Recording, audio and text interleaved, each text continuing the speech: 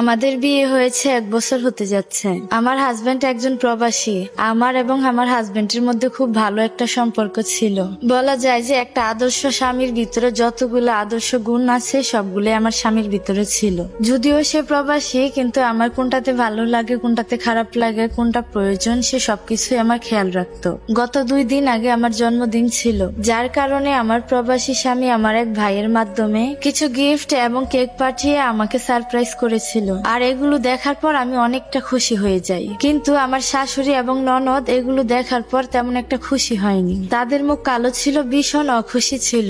বলে রাখা ভালো, আমার বড় ননদ আমার শ্বশুর বাড়িতেই থাকে। আমার বড় ননদের 2টা মেয়ে। সে 5 বছর ধরে আমার শ্বশুর বাড়িতে তার 2টা মেয়েকে নিয়ে আছে।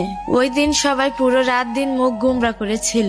গতকাল আমার ননদকে নিয়ে একটু ঝামেলা হয়। আমার ননদ সংসারের একটা কাজও করে না। আমি রান্না করতেছিলাম, এসব নিয়ে আমার হাজবেন্ড কল দিয়ে অনেক কিছু বলে, কিন্তু আমি এসব জানতাম না। আমি ঘরের বউ, আমি কাজ করব, এটাই তো স্বাভাবিক। কিন্তু দিন দিন আমার কাজের মাত্রাটা আস্তে আস্তে বাড়িয়ে দিল। আমার ননদের 2 বাচ্চার কাপড় ধোয়া, তাদের আলাদাভাবে রান্না করে খাওয়া,